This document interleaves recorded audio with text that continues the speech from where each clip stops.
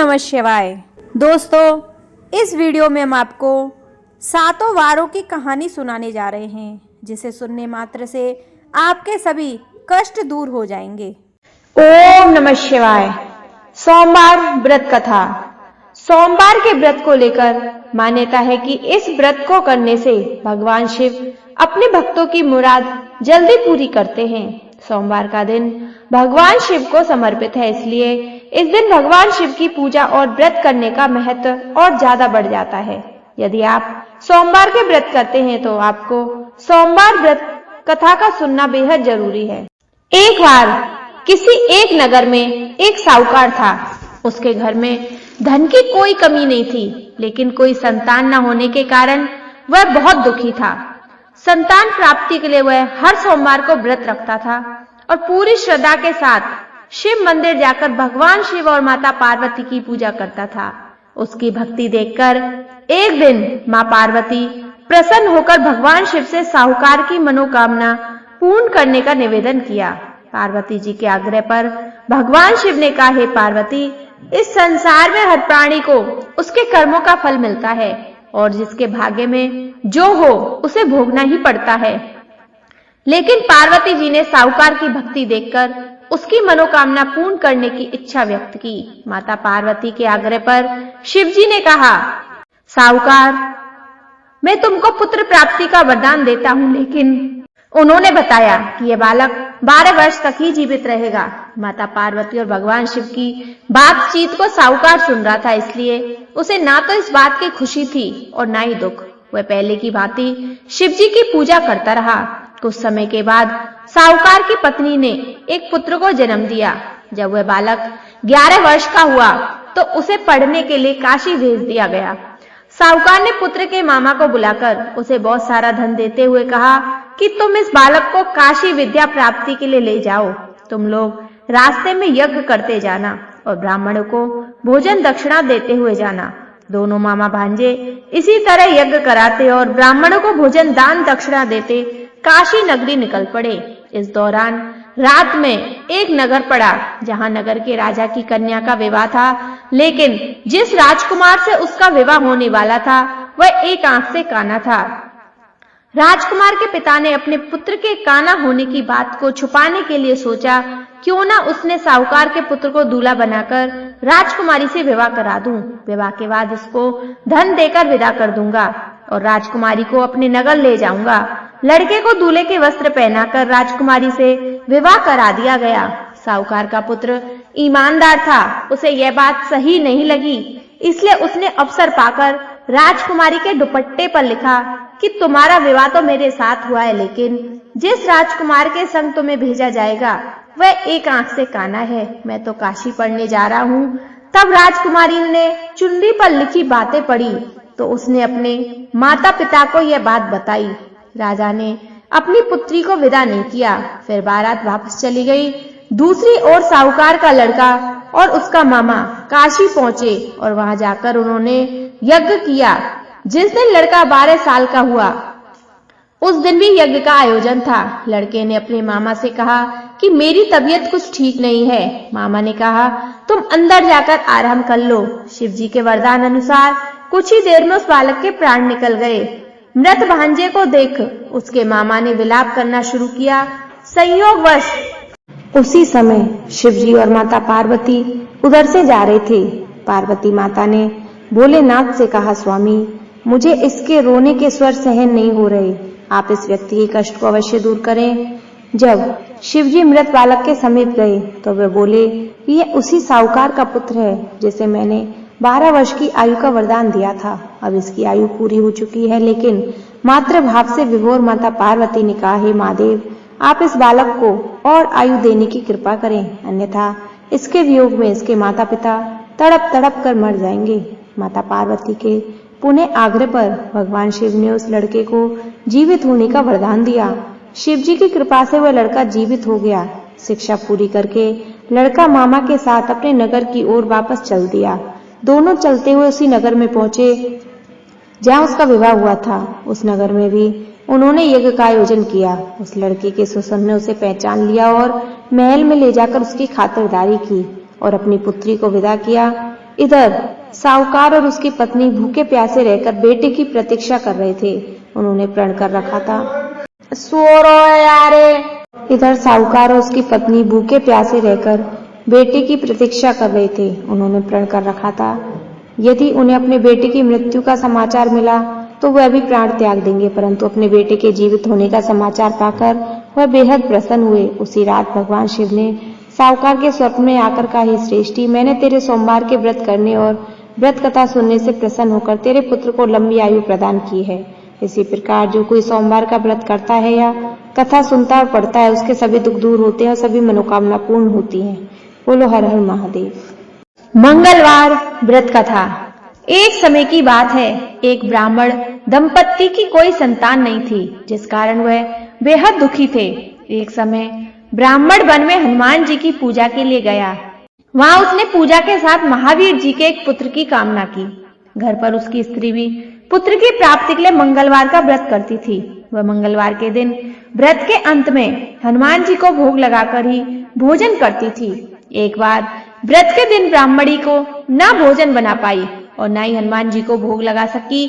उसने प्रण किया कि वह अगले मंगलवार को हनुमान जी को भोग लगाएगी, उसके बाद ही भोजन करेगी। वह भूखी प्यासी 6 दिन तक पड़ी रही। मंगलवार के दिन वह बेहोश हो गई। हनुमान जी उसकी निष्ठा और लगन को देखकर प्रसन्न हुए। उन्होंने आशीर्वाद स्वरूप ब्राह्मणी को एक पुत्र दिया और कहा, यह तुम्हारी बहुत सेवा करेगा। बालक को पाकर ब्राह्मणी अति प्रसन्न हुई। उसने बालक का नाम मंगल रखा। कुछ समय उपरांत जब ब्राह्मण घर आया तो बालक को देख पूछा कि वह कौन है। पत्नी बोली, मंगलवार व्रत से प्रसन्न होकर हनुमान जी ने उसे यह बालक दिया है। ब्राह्मण को अपनी पत्नी की बात पर विश्वास नहीं हुआ। एक दिन मौका देख ब्राह्मण ने बालक को कुएं में गिरा दिया। घर पर लौटने पर ब्राह्मणी ने पूछा, मंगल कहाँ है?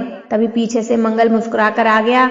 उसे वापस देख ब्राह्मण आश्चर्यचकित रह गया। रात को हनुमान जी ने उसे सपने में दर्शन दिए और बताया, यह पुत्र उसे उन्होंने ही दिया है। ब्राह्मण सत्य जानकर बहुत खुश हुआ। इसके बाद ब्राह्मण दंपत्ति प्रत्येक मंगलवार को व्रत रखने लगे। जो मनुष्य मंगलवार व्रत कथा को पढ़ता या सुनता है और नियम से व्रत रखता है, उसे हनुमान जी की कृपा से सब कष्ट दूर होकर सर्व सुख प्राप्त होता है और हनुमान जी की दया के पात्र बनते हैं। बोलो हनुमान जी की जय। बुधवार व्रत कथा। समतापुर नगर में मधुसूदन नामक एक व्यक्ति रहता था। वह बहुत धनवान था। मधुसूदन का विवाह बलरामपुर नगर की सुंदर लड़की संगीता से हुआ था। एक बार मधुसूदन अपनी पत्नी को लेकर बुधवार के दिन बलरामपुर गया। मधुसूदन ने पत्नी के माता पिता से संगीता को विदा कराने के लिए कहा। माता पिता बोले, बेटा आज बुधवार है, बुधवार को किसी भी शुभ कार्य के लिए यात्रा नहीं करते। लेकिन मधुसूदन नहीं माना। उसने ऐसी शुभ अशुभ की बातों को न मानने की बात कही। दोनों ने बैलगाड़ी से यात्रा आरंभ की। 2 कोस की यात्रा के बाद उनकी गाड़ी एक मोड़ पर गई और वहां एक पहिया टूट गया। वहां से दोनों ने पैदल ही यात्रा शुरू की। रास्ते में संगीता को प्यास लगी।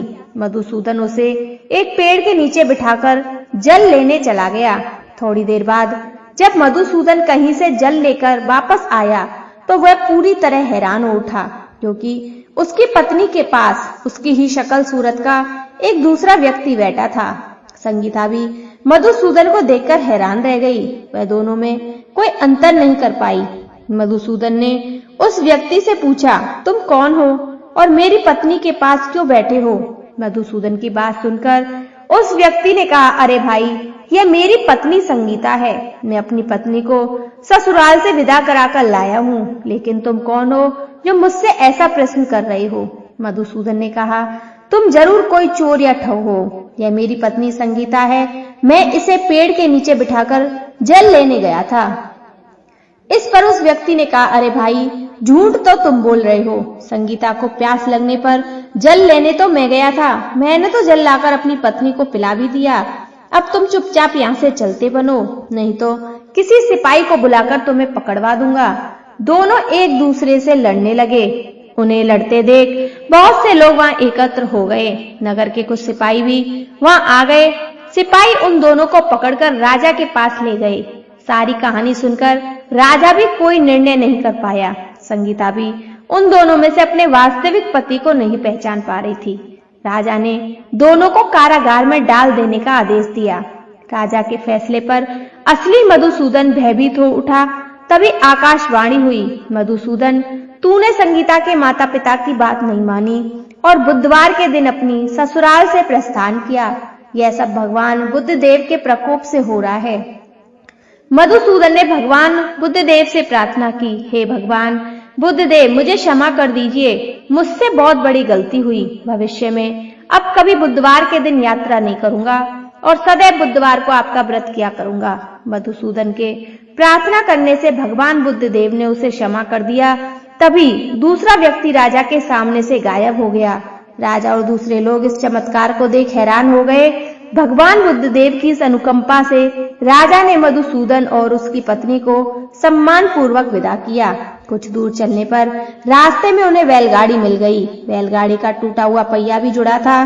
दोनों उसमें बैठकर समतापुर की ओर चल दिए। मधुसूदन और उसकी पत्नी संगीता दोनों बुधवार को व्रत करते हुए आनंद पूर्वक जीवन यापन करने लगे।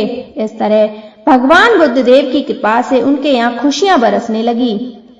इस तरह जो स्त्री पुरुष विधिवत बुधवार का व्रत करके व्रत कथा सुनते हैं, भगवान बुद्धदेव उनके सभी कष्ट दूर करते हैं। बोलो बुद्धदेव भगवान की जय। बृहस्पतिवार व्रत कथा। भारतवर्ष में एक प्रतापी और दानी राजा राज्य करता था। वह नित्य गरीबों और ब्राह्मणों की सहायता करता था। यह बात उसकी रानी को अच्छी नहीं लगती थी। वह ना ही गरीबों को दान देती, ना ही भगवान का पूजन करती थी और राजा को भी दान देने से मना किया करती थी। एक दिन राजा शिकार खेलने वन को गए हुए थे तो रानी महल में अकेली थी। उसी समय बृहस्पति देव साधु वेश में राजा के महल में भिक्षा के लिए गए और भिक्षा मांगी। रानी ने भिक्षा देने से इनकार कर दिया और कहा, हे साधु महाराज, मैं तो दान पुण्य से तंग आ गई हूँ। मेरा पति सारा धन लुटाते रहते हैं। मेरी इच्छा है कि हमारा धन नष्ट हो जाए, फिर ना रहेगा बांस, ना बजेगी बांसुरी। साधु ने कहा, देवी तुम तो बड़ी विचित्र हो। धन संतान तो सभी चाहते हैं, पुत्र और लक्ष्मी तो पापी के घर भी होनी चाहिए। यदि तुम्हारे पास अधिक धन है तो भूखों को भोजन करा दो, प्यासों के लिए प्याऊ बनवाओ, मुसाफिरों के लिए धर्मशालाएं खुलवाओ।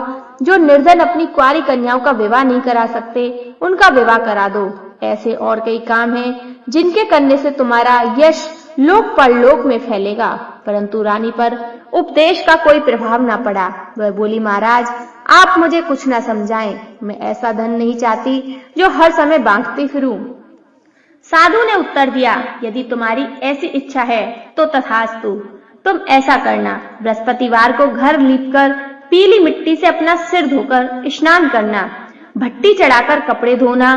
ऐसा करने से आपका सारा धन नष्ट हो जाएगा। इतना कहकर वह साधु महाराज वहां से आलोप हो गए। साधु के अनुसार कई बातों को पूरा करते हुए रानी को केवल 3 बृहस्पतिवार ही बीते, उसकी समस्त धन संपत्ति नष्ट हो गई। भोजन के लिए राजा का परिवार तरसने लगा। तब एक दिन राजा ने रानी से बोला कि हे रानी, तुम यहीं रहो, मैं दूसरे देश को जाता हूँ, क्योंकि यहाँ पर सभी लोग मुझे जानते हैं, इसलिए मैं कोई छोटा कार्य नहीं कर सकता। ऐसा कहकर राजा परदेश चला गया। वहां वह जंगल से लकड़ी काट कर लाता और शहर में बेचता। इस तरह वह अपना जीवन व्यतीत करने लगा। इधर राजा के परदेश जाते ही रानी और दासी दुखी रहने लगी। एक बार जब रानी और दासी को 7 दिन तक बिना भोजन के रहना पड़ा तो रानी ने अपनी दासी से कहा, हे दासी, पास ही के नगर में मेरी बहन रहती है, वह बड़ी धनवान है, तू उसके पास जा और कुछ ले आ ताकि थोड़ी बहुत गुजर बसर हो जाए। दासी रानी की बहन के पास गई। उस दिन गुरुवार था और रानी की बहन उस समय बृहस्पतिवार व्रत की कथा सुन रही थी। दासी ने रानी की बहन को अपनी रानी का संदेश दिया, लेकिन रानी की बड़ी बहन ने कोई उत्तर नहीं दिया। जब दासी को रानी की बहन से कोई उत्तर नहीं मिला तो वह बहुत दुखी हुई और उसे क्रोध भी आया। दासी ने वापस आकर रानी को सारी बात बता दी। सुनकर रानी ने अपने भाग्य को कोसा। उधर रानी की बहन ने सोचा, मेरी बहन की दासी आई थी परंतु मैं उससे नहीं बोली, इससे वह बहुत दुखी हुई होगी।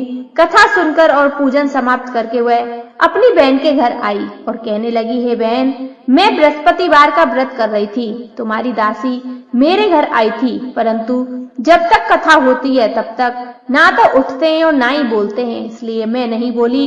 कहो दासी क्यों आई थी?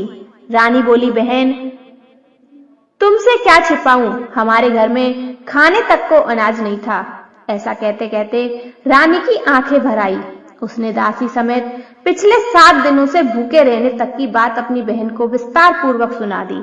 रानी की बहन बोली, देखो बहन, भगवान बृहस्पति देव सबकी मनोकामना को पूर्ण करते हैं। देखो शायद तुम्हारे घर में अनाज रखा हो। पहले तो रानी को विश्वास नहीं हुआ, पर बहन के आग्रह करने पर उसने अपनी दासी को अंदर भेजा तो उसे सचमुच अनाज से भरा एक घड़ा मिल गया। यह देख दासी को बड़ी हैरानी हुई। दासी रानी से कहने लगी, हे रानी, जब हमको भोजन नहीं मिलता तो हम व्रत रोज ही करते हैं, इसलिए क्यों ना इसमें व्रत और कथा की विधि पूछ ली जाए ताकि हम भी व्रत कर सकें। तब रानी ने अपनी बहन से बृहस्पतिवार व्रत के बारे में पूछा। उसकी बहन ने बताया, बृहस्पतिवार के व्रत में चने की दाल और मुनक्के से विष्णु भगवान का केले की जड़ में पूजन करें तथा दीपक जलाए, व्रत कथा सुने और पीला भोजन ही करे। इससे बृहस्पति देव प्रसन्न होते हैं। व्रत और पूजन विधि बताकर रानी की बहन अपने घर को लौट गई। 7 दिन के बाद जब गुरुवार आया तो रानी और दासी ने व्रत रखा। गुड़साल से जाकर चना और गुड़ लेकर आई। फिर उसने केले की जड़ तथा विष्णु भगवान का पूजन किया। अब पीला भोजन कहां से आए, इस बात को लेकर दोनों बहुत दुखी थे, क्योंकि उन्होंने व्रत रखा था, इसलिए बृहस्पति देव उनसे बहुत प्रसन्न थे। इसलिए वे एक साधारण व्यक्ति का रूप धारण कर 2 थालों में सुंदर पीला भोजन दासी को देकर चले गए। भोजन पाकर दासी बहुत प्रसन्न हुई और फिर रानी के साथ मिलकर दोनों ने भोजन किया। इसके बाद वे सभी गुरुवार को व्रत और पूजन करने लगी। बृहस्पति भगवान की कृपा से उनके पास फिर से धन संपत्ति आ गई, परंतु रानी फिर से पहले की तरह आलस्य करने लगी। तब दासी बोली, देखो रानी, तुम पहले भी इस प्रकार आलस्य करती थी तो मैं धन रखने में कष्ट होता था, इस कारण सभी धन नष्ट हो गया, और जब हमें यह धन मिला है, भगवान बृहस्पति देव की कृपा हुई है, तो तुम्हें फिर आलस्य होता है। रानी को समझाते हुए दासी कहती है कि बड़ी मुसीबतों के बाद हमने यह धन पाया है, इसलिए हमें दान पुण्य करना चाहिए, भूखे मनुष्यों को भोजन कराना चाहिए और धन को शुभ कार्यों में खर्च करना चाहिए, जिससे तुम्हारे कुल का यश बढ़े, स्वर्ग की प्राप्ति हो और पितृ प्रसन्न होंगे। दासी की बात मानकर रानी अपना धन शुभ कार्यों में खर्च करने लगी, जिससे पूरे नगर में उसका यश फैलने लगा। बृहस्पतिवार व्रत कथा के बाद श्रद्धा के साथ आरती की जानी चाहिए। इसके बाद प्रसाद बांटकर उसे ग्रहण करना चाहिए। एक दिन राजा दुखी होकर जंगल में एक पेड़ के नीचे आसन जमाकर बैठ गया। वह अपनी दशा को याद करके व्याकुल होने लगा। बृहस्पतिवार का दिन था। एकाएक उसने देखा कि निर्जल वन में एक साधु प्रकट हुए। वह साधु वेश में स्वयं बृहस्पति देवता थे। लकड़हारे के सामने आकर बोले, हे लकड़हारे, इस सुनसान जंगल में तू चिंता मग्न क्यों बैठा है?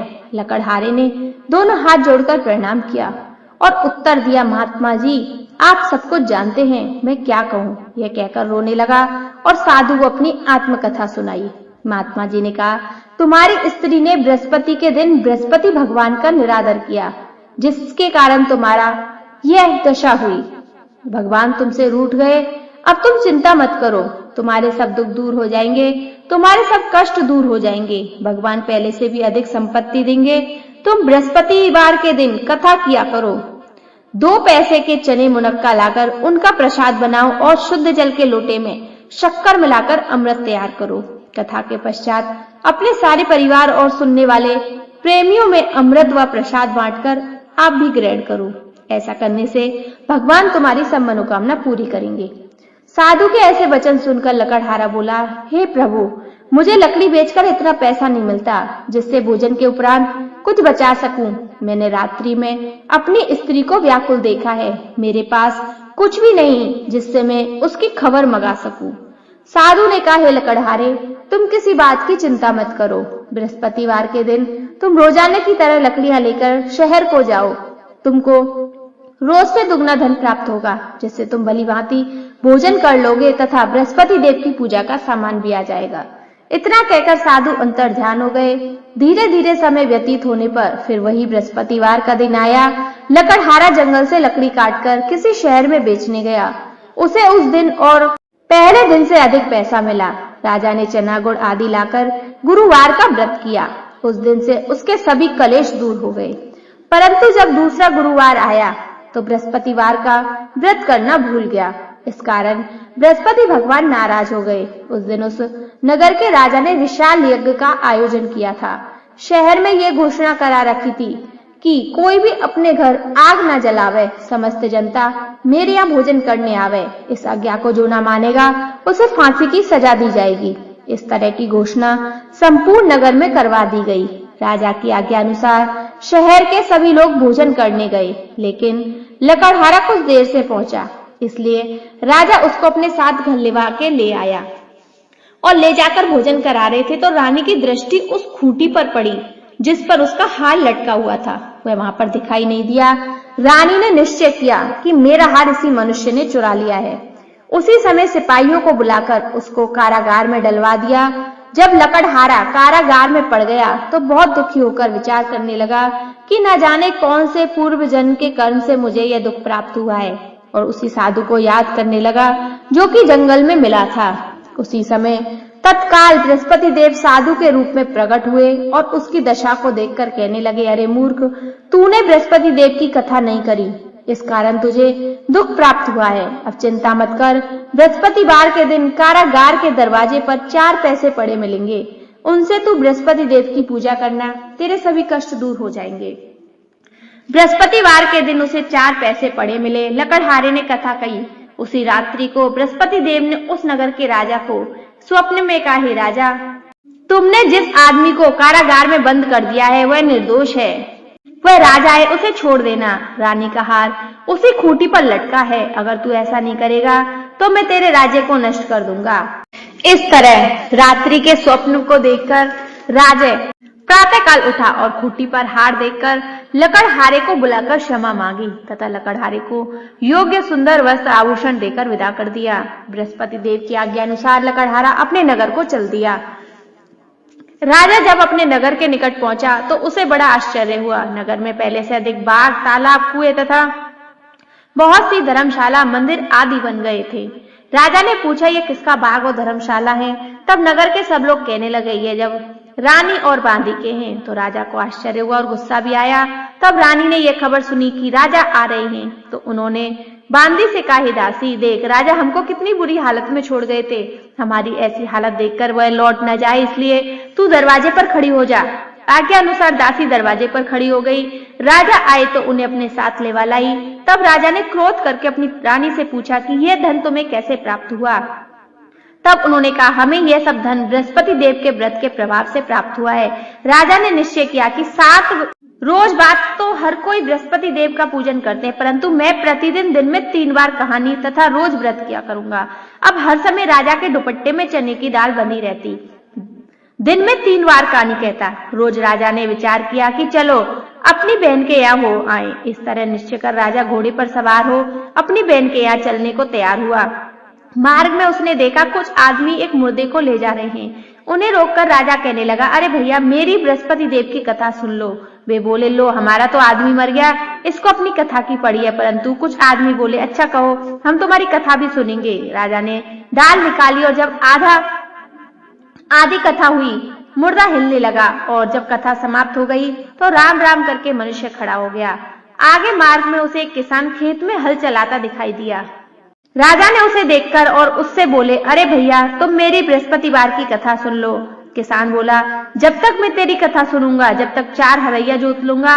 जा अपनी कथा किसी और को सुनाना। इस तरह राजा आगे चलने लगा। राजा के हटते ही बैल पछाड़ खाकर गिर गए तथा किसान के पेट में बड़ी जोर का दर्द होने लगा।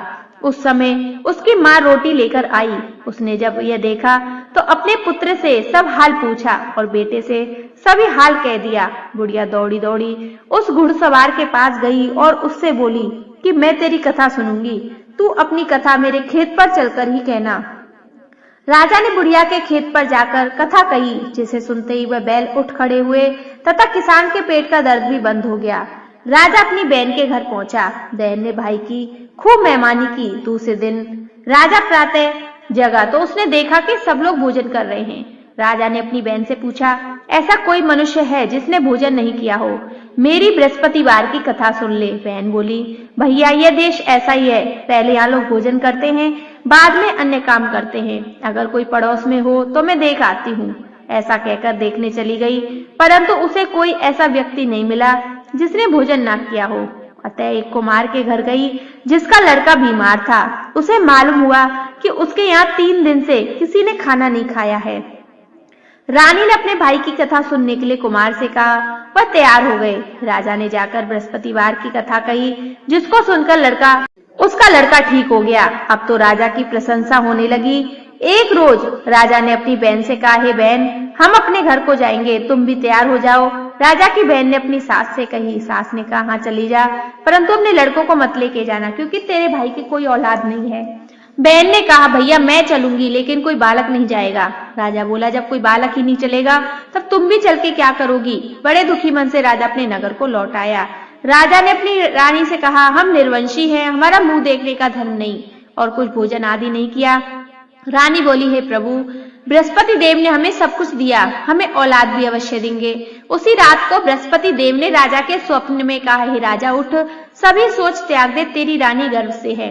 राजा की यह बात सुन रानी बहुत खुश हुई। 9वें महीने में उसके घर में एक सुंदर पुत्र पैदा हुआ। तब राजा बोला, हे रानी, स्त्री बिना भोजन के रह सकती है, पर बिना कहे नहीं रह सकती। जब मेरी बहन आवे तुम उससे कुछ मत कहना। रानी ने सुनकर हाँ कर दी। तब राजा की बहन ने यह शुभ समाचार सुना तो वह खुश हुई तथा बधाई देकर अपने भाई के यहाँ आई। तभी रानी ने कहा, घोड़ा चढ़कर तो नहीं आई, गधा चढ़ी आई। राजा की बहन बोली, भाभी, मैं इस प्रकार ना कहती तो तुम्हें औलाद कैसे मिलती? बृहस्पति देव ऐसे ही हैं, जैसी जिसके मन में कामना है सभी को पूर्ण करते हैं। जो सद्भावना से बृहस्पतिवार का व्रत करता है, कथा पढ़ता या सुनता है, दूसरों को सुनाता है, बृहस्पति देव उसकी सभी मनोकामना पूर्ण करते हैं।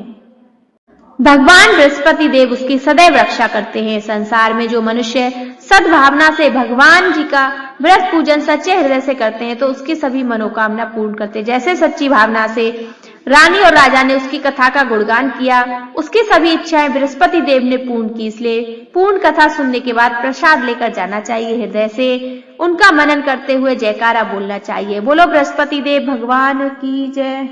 बृहस्पति देव भगवान की दूसरी कथा। प्राचीन काल में एक ब्राह्मण रहता था। वह बहुत दुखी निर्धन था।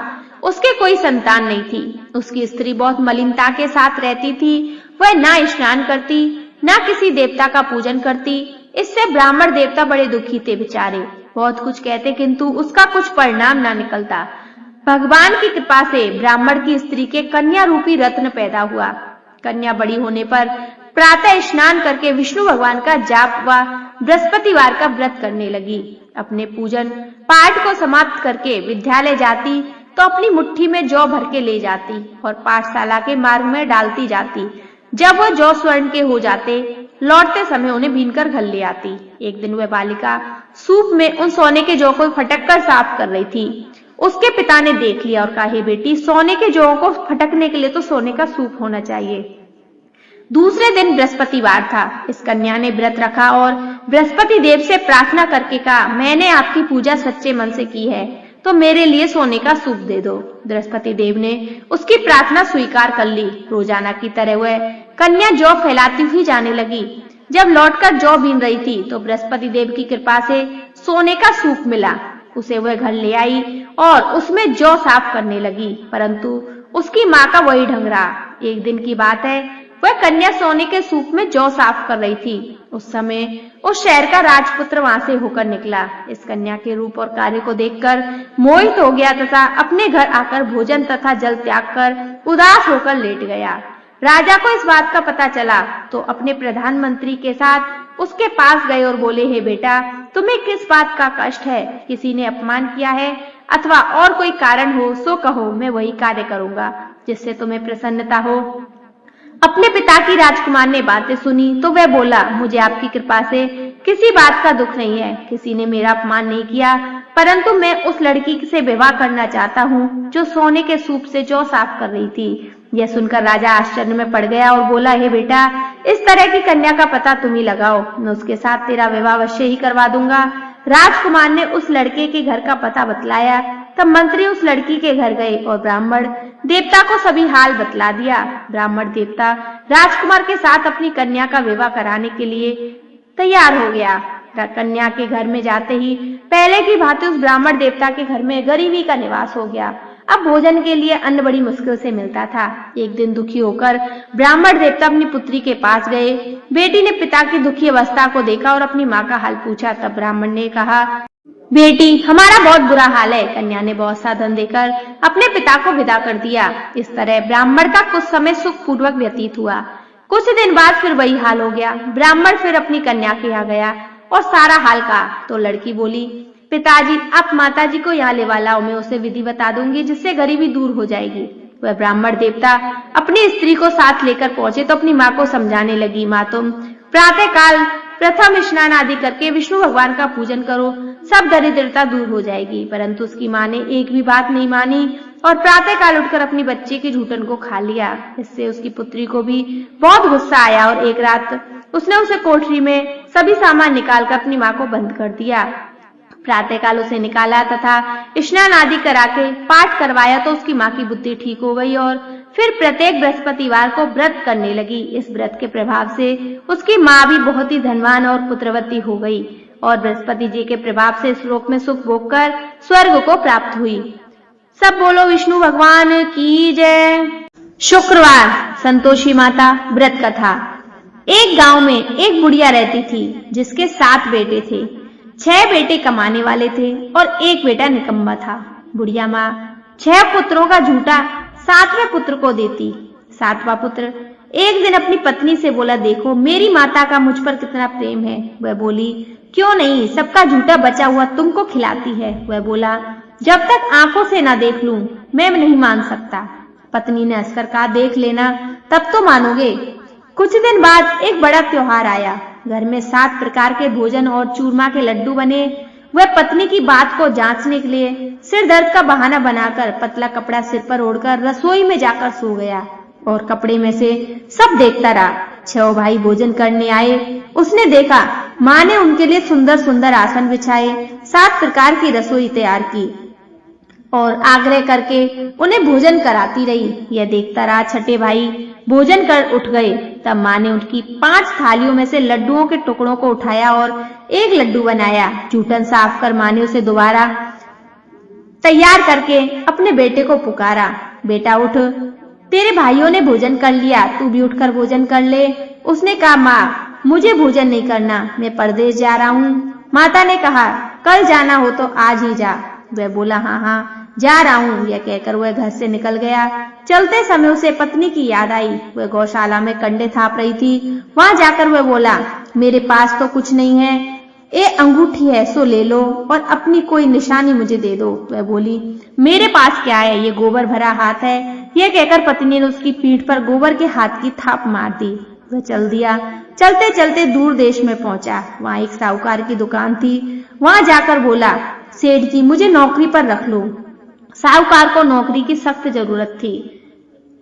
साहूकार ने कहा, काम देकर तनख्वाह मिलेगी। उसने कहा, सेठ जी जैसा आप ठीक समझें। उसे साहूकार ने नौकरी पर रख लिया। अब वहां दिन रात काम करने लगा। कुछ दिन में दुकान का लेन देन, हिसाब किताब, ग्राहकों का माल बेचना, सारा काम करने लगा। साहूकार के 7-8 नौकर थे। वे सब चक्कर खाने लगे, लेकिन उसने अपनी लगन, परिश्रम और ईमानदारी के सभी कार्य किए, सभी को पीछे छोड़ दिया। उसे अपने किए का फल मिला। सेठ ने भी उसका काम देखा और 3 महीने में उसे मुनाफे में साझीदार बना लिया। परिश्रम करते करते 12 वर्ष में ही वह नगर का नामी सेठ बन गया और सेठ अपना सारा कारोबार उस पर छोड़कर बाहर चला गया। इधर उसकी पत्नी पर क्या बीती वह सुने। सास ससुर उसे दुख देने लगे। गृहस्थी का काम करवाकर उसे लकड़ी लेने जंगल में भेजते। इस बीच घर की रोटियों के आटे से जो भूसी निकलती उसकी रोटी बनाकर रख दी जाती और फूटे नारियल की नरेली में पानी दिया जाता। इस तरह दिन बीतते रहे। एक दिन वह जब जंगल में लकड़ी लेने जा रही थी तब उसे रास्ते में बहुत सी स्त्रियां संतोषी माता का व्रत करती दिखाई दी। यह वहां खड़ी होकर पूछने लगी, बहनों यह तुम किस देवता का व्रत करती हो और इसके करने से क्या फल होता है? इस व्रत के करने की क्या विधि है? यदि तुम अपने इस व्रत का विधान मुझे समझाकर कहोगी तो मैं तुम्हारा बड़ा एहसान मानूंगी। उनमें से एक स्त्री बोली, सुनो, यह संतोषी माता का व्रत है। इसके करने से निर्धनता, दरिद्रता का नाश होता है, लक्ष्मी आती है, मन की चिंताएं दूर होती है, मन को प्रसन्नता और शांति मिलती है, निपुति को पुत्र मिलता है, प्रीतम बाहर गया हो तो वह शीघ्र लौट आता है, कुंवारी कन्या को मनपसंद वर मिलता है, चलता मुकदमा खत्म हो जाता है, कलह कलेश की निवृत्ति हो, मुख शांति होती है, घर में धन जमा हो, धन जायदाद का लाभ होता है तथा और भी मन में जो कुछ कामना हो वह संतोषी माता की कृपा से पूरी हो जाती है। इसमें कोई संदेह नहीं है। वह पूछने लगी, यह व्रत कैसे किया जाता है, यह भी बताओ तो बड़ी कृपा होगी। वह स्त्री कहने लगी, बिना परेशानी, श्रद्धा और प्रेम से जितना भी बन सके प्रसाद लेना, 5.25 पैसे से 5.25 आने तथा इससे भी ज्यादा शक्ति और भक्ति के अनुसार गुड़ और चना ले।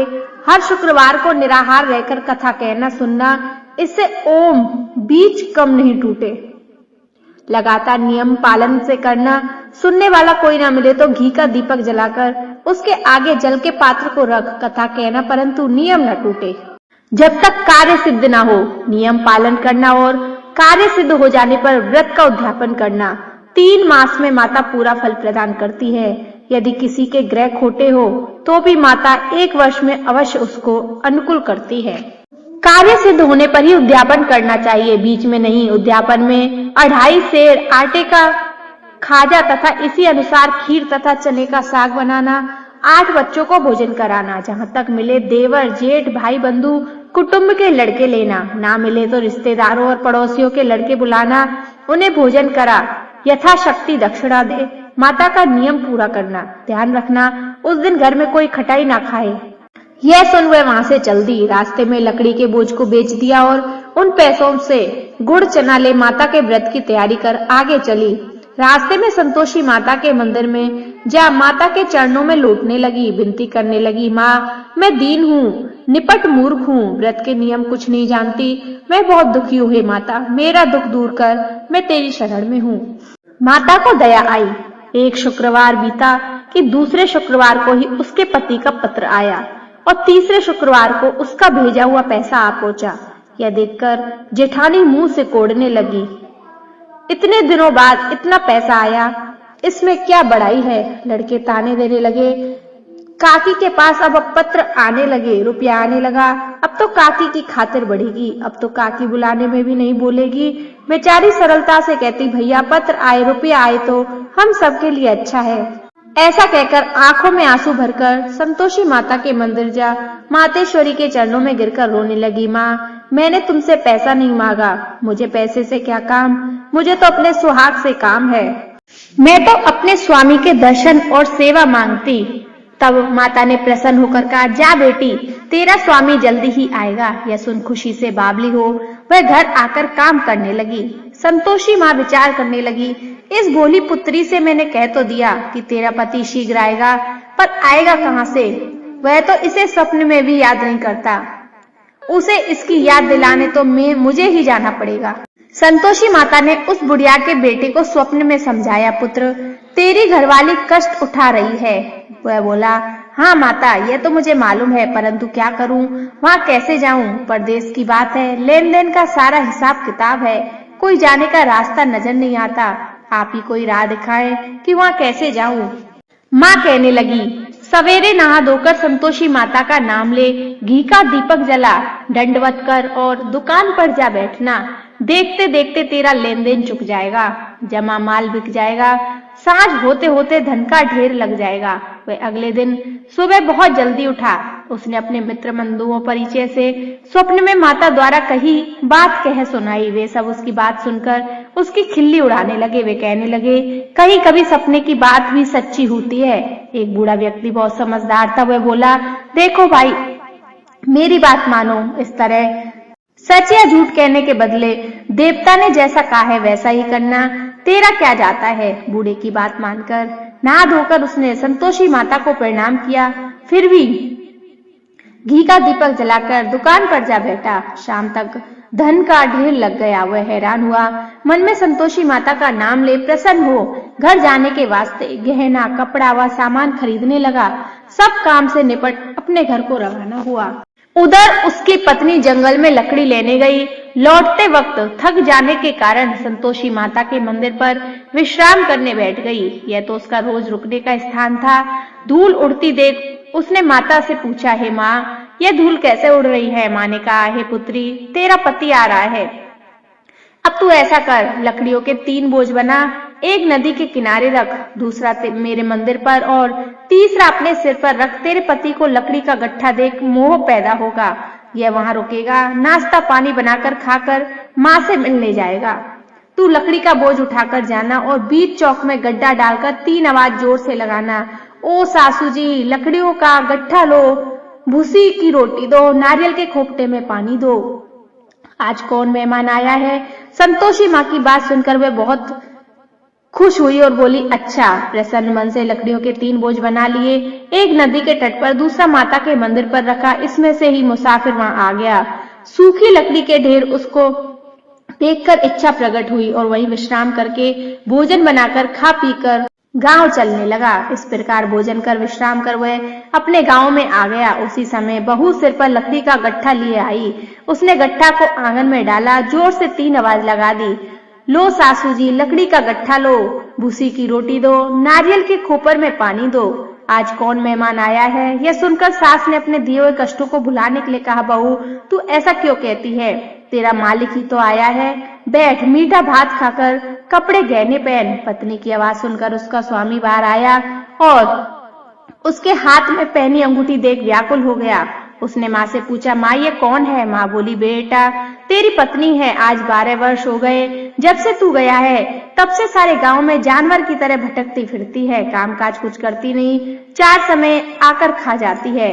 अब मुझे देखकर भूसी की रोटी और नारियल के खोपड़े में पानी मांगती है। वह बोला, माँ, मैंने इसे भी देखा है और तुझे भी। मुझे दूसरे घर की चाबी दो, मैं उसमें रहूंगा। ठीक है बेटा, जैसी तेरी मर्जी है, कहकर माँ से चाबी का गुच्छा लेकर बेटे ने सामान रख दिया। उसने दूसरे घर को खोलकर सारा सामान जमाया। एक ही दिन में वहां राजा के महल जैसा ठाट बाट बन गया। अब क्या था, अब सुख भोगने लगी। अगला शुक्रवार आया। उसने अपने पति से कहा, मुझे संतोषी माता का उद्यापन करना है। पति बोला, बहुत अच्छा, खुशी से कर लो। वह उद्यापन की तैयारी करने लगी। जेठ के लड़कों को भोजन के लिए कहने लगी। उन्होंने मंजूर किया, परंतु पीछे से जेठानी ने अपने बच्चों को सिखलाया, देखो रे, भोजन के समय सब लोग खटाई मांगना, जिससे उसका उद्यापन पूरा ना हो। लड़के भोजन करने आए, खीर पेट भरकर खाई, परंतु बात याद आते ही कहने लगे, हमें कुछ खटाई खाने को दो। खीर खाने से हमारा जी मिचला रहा है, देखकर आरुचि होती है। लड़के उठ खड़े हुए, बोले, पैसे लाओ। बोली बहू कुछ जानती न थी। उसने उन्हें पैसे दे दिए। लड़कों ने बाजार जाकर उन पैसों से इमली खरीदी और खाई। यह देख बहू पर माताजी ने कोप किया। माता के दूत उसके पति को पकड़कर ले गए। अब सब मालूम हो गया। जब जेल की रोटी खाएगा। बहू से ये वचन सहन नहीं हुए। वह संतोषी माता के मंदिर में गई और कहने लगी, माता, तुमने ये क्या किया? हंसाकर क्यों रुलाने लगी? माता बोली, पुत्री, तूने मेरा व्रत भंग किया, इतनी जल्दी सब बातें भुला दी। वह बोली, माता, भूली तो नहीं हूँ, ना कुछ अपराध किया, मुझे तो लड़कों ने भूल डाल दिया है, मुझे क्षमा करो। माँ बोली, ऐसी भूल भी कहीं होती है। वह बोली, अब कोई भूल नहीं होगी। अब बताओ मेरे पति कैसे आएंगे? माँ बोली, पुत्री जा, तेरा पति तुझे रास्ते में ही आता मिलेगा। वह मंदिर में निकलकर बाहर आई तो रास्ते में उसे अपना पति आता हुआ मिला। उसने पूछा, कहाँ गए थे? वह बोला, इतना धन जो कमाया है उसका कर राजा ने मांगा था, वह भरने गया था। वह प्रसन्न होकर बोली, भला हुआ, अब घर चलो। फिर अगला शुक्रवार आया। वह बोली, मुझे माता का उद्यापन करना है। पति ने कहा, ठीक है, करो। वह फिर जेठ के लड़कों से भोजन को कहने गई। जेठानी ने लड़कों को सिखा दिया, तुम पहले की तरह खटाई मांगना। लड़के भोजन करने बैठे, लेकिन भोजन करने से पहले ही कहने लगे, हमें खीर पूरी नहीं भाती। लड़के भोजन करने बैठे, लेकिन भोजन करने से पहले ही कहने लगे, हमें खीर पूरी नहीं भाती, जी बिगड़ता है, कुछ खटाई खाने को दो। वह बोली, खटाई खाने को नहीं मिलेगी, खाना हो तो खाओ। उनके उठकर चले जाने पर उसने ब्राह्मणों के लड़के बुलाकर भोजन करवाया। दक्षिणा की जगह उन्हें एक एक फल दिया। इससे संतोषी माता प्रसन्न हो गई। माता की कृपा से 9 माह बाद उसको चंद्रमा के समान एक सुंदर पुत्र प्राप्त हुआ। पुत्र को लेकर वह प्रतिदिन संतोषी माता के मंदिर में जाने लगी। माँ ने सोचा कि यह रोज आती है, आज क्यों ना मैं इसके घर चलूं, इसका आसरा देखूं तो सही। यह विचार कर माता ने भयानक रूप बनाया। गुड़ और चने से ऊपर से मुंड के समान होठ, उस पर मक्खियां भिनभिना रही थी। दहलीज पर पैर रखते उसकी सास चिल्लाई, देखो रे, कोई चुड़ैल डाकिनी आ रही है, इसे भगाओ नहीं तो सबको खा जाएगी। बहू ने रोशनदान से देख रही थी, वही प्रसन्न हो उठी। आज मेरी माता मेरे घर आई है, ये कहकर दूध पीते बच्चों को गोद उतार दिया। आज मेरी माता मेरे घर आई है, यह कहकर दूध पीते बच्चे को गोद से उतार दिया। इस पर उसकी सास क्रोध में भरकर बोली, अरे रांड, इसे देखकर कैसी उतावली हुई, जो बच्चे को पटक दिया। इतने में माँ के प्रताप से जहां देखो वहां लड़के ही लड़के नजर आने लगे। वह बोली, माँ जी, मैं जिनका व्रत करती हूँ यह वही संतोषी माता है। इतना कह उसने झट से घर के सारे किवाड़ खोल दिए। सबने माता के चरण पकड़ लिया और विनती करने लगी, हे माता, हम मूर्ख हैं, अज्ञानी हैं, तुम्हारे व्रत की विधि हम नहीं जानते, तुम्हारा व्रत भंग कर हमने बड़ा अपराध किया। हे माता, आप हमारे अपराधों को क्षमा करें। इस प्रकार बार बार कहने पर संतोषी माता प्रसन्न हुई। इसके बाद उसकी सास कहने लगी, हे संतोषी माता, आपने बहू को जैसा फल दिया वैसा सबको देना। जो ये कथा सुने या पढ़े उसका मनोरथ पूर्ण करना। बोलो संतोषी माता की जय। शनिवार व्रत कथा। एक समय स्वर्गलोक में सबसे बड़ा कौन पर प्रश्न पर 9 ग्रहों में वाद विवाद हो गया। विवाद इतना बड़ा कि परस्पर भयंकर युद्ध की स्थिति बन गई।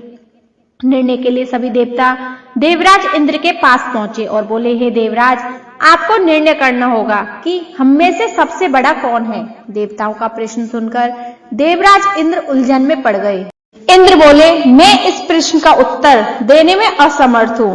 हम सभी पृथ्वी लोक में उज्जैनी नगरी में राजा विक्रमादित्य के पास चलते हैं। देवराज इंद्र सहित सभी ग्रह उज्जैनी नगरी पहुंचे।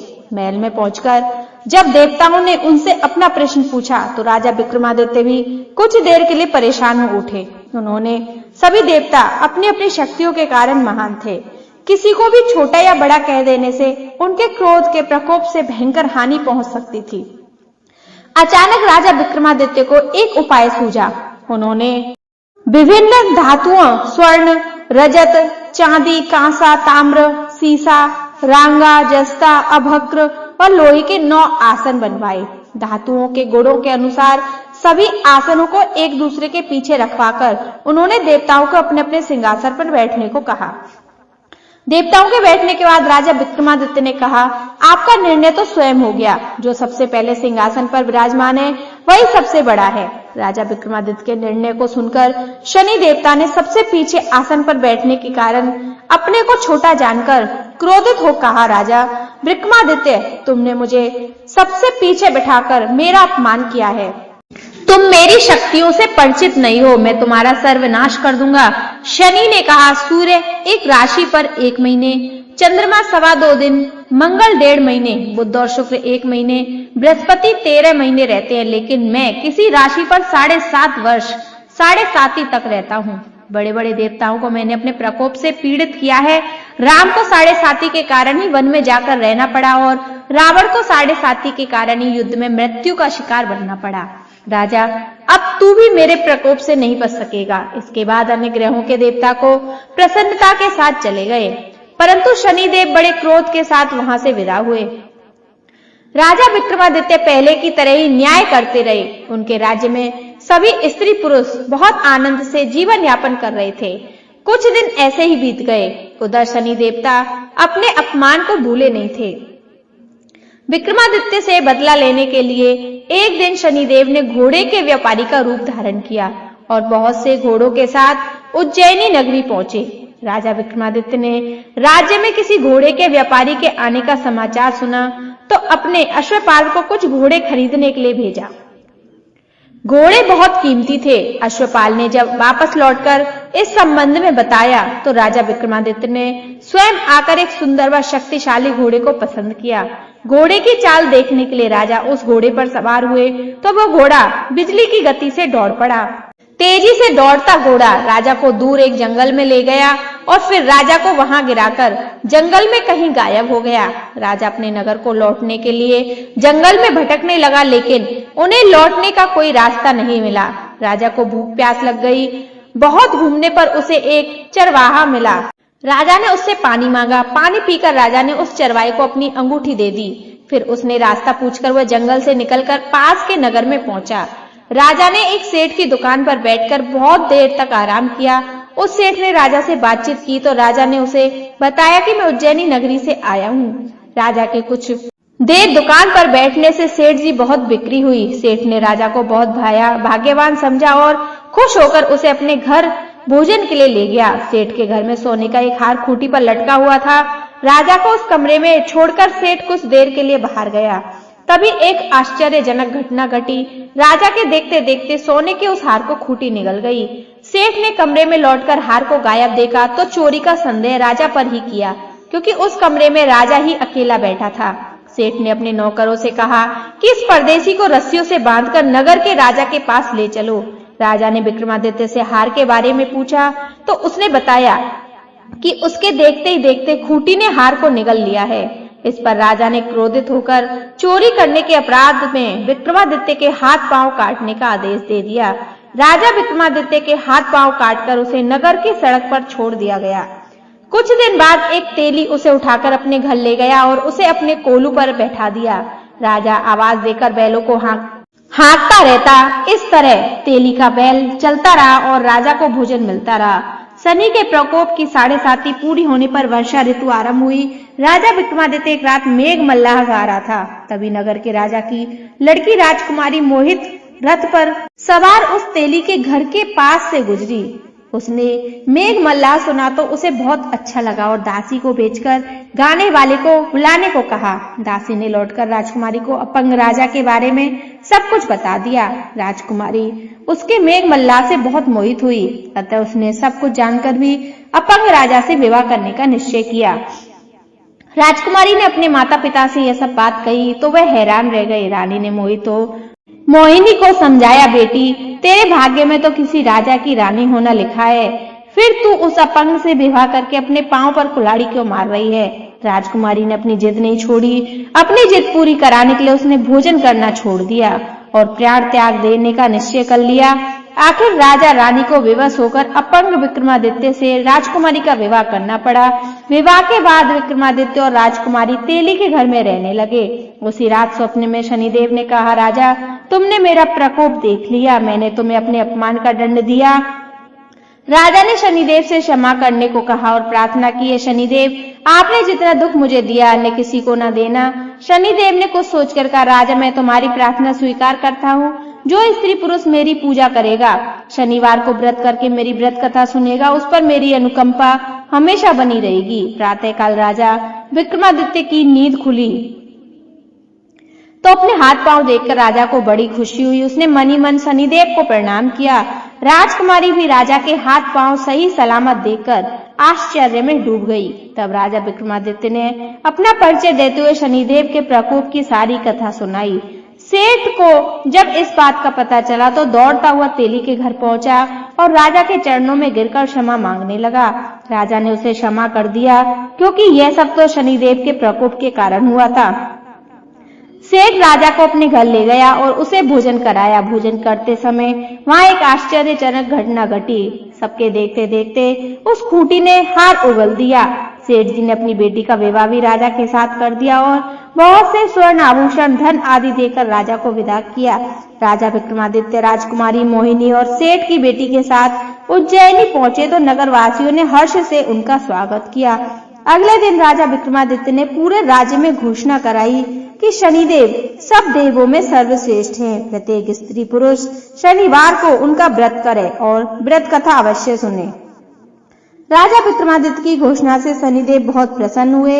शनिवार का व्रत करने और व्रत कथा सुनने के कारण सभी लोगों की मनोकामना शनिदेव की अनुकंपा से पूरी होने लगी। रविवार व्रत की पौराणिक कथा। प्राचीन काल में एक बुढ़िया रहती थी। वह नियमित रूप से रविवार का व्रत करती। रविवार के दिन सूर्योदय से पहले उठकर बुढ़िया स्नान आदि से निवृत्त होकर आंगन को गोबर से लीपकर स्वच्छ करती। उसके बाद सूर्य भगवान की पूजा करते हुए रविवार व्रत कथा सुनकर सूर्य भगवान का भोग लगाकर दिन में एक समय भोजन करती। सूर्य भगवान के अनुकंपा से बुढ़िया को किसी प्रकार की चिंता एवं कष्ट नहीं था। धीरे धीरे उसका घर धन धान्य से भर गया। उस बुढ़िया को सुखी होते देख उसकी पड़ोसन उससे जलने लगी। बुढ़िया ने कोई गाय नहीं पाल रखी थी, अतः वह अपनी पड़ोसन के आंगन में बंधी गाय का गोबर लाती थी। पड़ोसन ने कुछ सोचकर अपनी गाय को घर के भीतर बांध दिया। रविवार को गोबर न मिलने से बुढ़िया अपना आंगन नहीं लीप सकी। आंगन न लीप पाने के कारण उस बुढ़िया ने सूर्य भगवान को भोग नहीं लगाया और उस दिन स्वयं भी भोजन नहीं किया। सूर्यास्त होने पर बुढ़िया भूखी प्यासी सो गई। प्रातःकाल सूर्योदय से पूर्व उस बुढ़िया की आंख खुली तो वह अपने घर के आंगन में सुंदर गाय और बछड़े को देखकर हैरान हो गई। गाय को आंगन में बांधकर उसने जल्दी से उसे चारा लाकर खिलाया। पड़ोसन ने उस बुढ़िया के आंगन में बंधी सुंदर गाय और बछड़े को देखा तो वह उससे और अधिक जलने लगी। तभी गाय ने सोने का गोबर किया। गोबर को देखते ही पड़ोसन की आंखें फट गई। पड़ोसन ने उस बुढ़िया को आसपास न पाकर तुरंत उस गोबर को उठाया और अपने घर ले गई तथा अपनी गाय का गोबर वहां रख गई। सोने के गोबर से पड़ोसन कुछ ही दिनों में धनवान हो गई। गाय प्रतिदिन सूर्योदय से पूर्व सोने का गोबर किया करती थी और बुढ़िया के उठने से पहले पड़ोसन उस गोबर को उठाकर ले जाती थी। बहुत दिनों तक बुढ़िया को सोने के गोबर के बारे में कुछ पता ही नहीं चला। बुढ़िया पहले की तरह हर रविवार को भगवान सूर्यदेव का व्रत करती रहती और कथा सुनती रहती, लेकिन सूर्य भगवान को जब पड़ोसन की चालाकी का पता चला तो उन्होंने तेज आंधी चलाई। आंधी का प्रकोप देखकर बुढ़िया ने गाय को घर के भीतर बांध दिया। सुबह उठकर बुढ़िया ने सोने का गोबर देखा तो उसे बड़ा आश्चर्य हुआ। उस दिन के बाद बुढ़िया गाय को घर के भीतर बांधने लगी। सोने के गोबर से बुढ़िया कुछ ही दिनों में बहुत धनी हो गई। उस बुढ़िया के धनी होने से पड़ोसन पूरी तरह जल भुनकर राख हो गई और अपने पति को समझा बुझाकर उसे नगर के राजा के पास भेज दिया। सुंदर गाय को देखकर राजा बहुत खुश हुआ। सुंदर गाय जब राजा ने सोने का गोबर देखा तो उसे आश्चर्य का ठिकाना न रहा। उधर सूर्य भगवान को भूखी प्यासी बुढ़िया को इस तरह प्रार्थना करते देख उस पर बहुत करुणा आई। उसी रात सूर्य भगवान ने राजा को स्वप्न में कहा, राजा, बुढ़िया की गाय बछड़ा तुरंत लौटा दो, नहीं तो तुम पर विपत्तियों का पहाड़ टूट पड़ेगा, तुम्हारा महल नष्ट हो जाएगा। सूर्य भगवान के स्वप्न में बुरी तरह भयभीत राजा ने प्रातः उठते ही गाय को और बछड़े को बुढ़िया को लौटा दिया। राजा ने बहुत सा धन देकर बुढ़िया से अपनी गलती के लिए क्षमा मांगी। राजा ने पड़ोसन और उसके पति को उसकी इस दुष्टता के लिए दंड दिया। फिर राजा ने पूरे राज्य में घोषणा कराई कि सभी स्त्री पुरुष रविवार का व्रत किया करें। रविवार का व्रत करने से सभी लोगों के घर धन धान्य से भर गए।